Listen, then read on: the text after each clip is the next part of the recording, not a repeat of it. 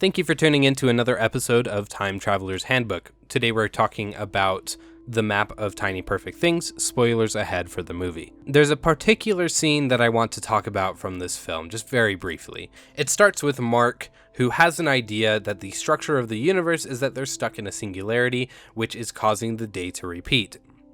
And that going far enough away from the singularity will make you break out of the loop. So he convinces Margaret to come with him on a plane to Tokyo so that they'll cross the international date line together and break out of the loop together. What ends up happening is that Margaret bails on him at the last second, leaving him on the plane alone, heading towards possibly breaking out of the loop without her. She wasn't ready to leave, and now Mark is going to leave without her. Of course, this plan fails anyways because that's not really how the loop works, not that I knew that at the time, and a betrayed feeling Mark wakes up in his bed at the beginning of the same day. Okay, so now that we've set the scene, let's talk about why I found this scene absolutely devastating.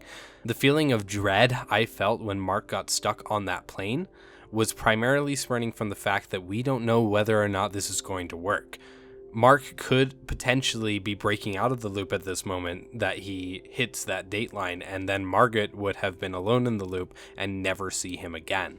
This dread primarily comes from watching and analyzing Palm Springs. I explained in a previous video that in Palm Springs, we do see what happens when someone leaves the loop, when someone else is still in the loop. And it turns out that the people that left the loop revert to what they were at the start of the day with their versions that are still inside the loop.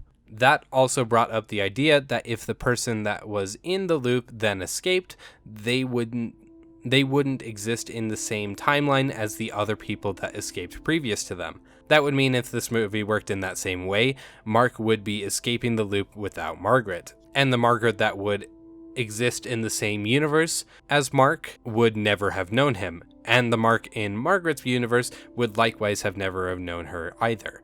Margaret's move to not go with Mark was the equivalent of her killing the version of Mark that she knew and living without him forever. Fortunately, none of that happened because the loop was set up in such a way that they could only escape together. That's a very smart way of setting it up. It means there's no possibility of these alternate timelines when they do break out of the loop, and everyone who was inside of the loop escapes at the same time, and the loop would cease to exist as soon as they left. But I wanted to point out that that moment really affected me, and I feel like that subversion of my expectations was a powerful move on the creators of this film that everyone, not just me, can appreciate. That concludes this episode. Next time we're going to be doing our final episode on the map of tiny perfect things. As always, thank you for listening.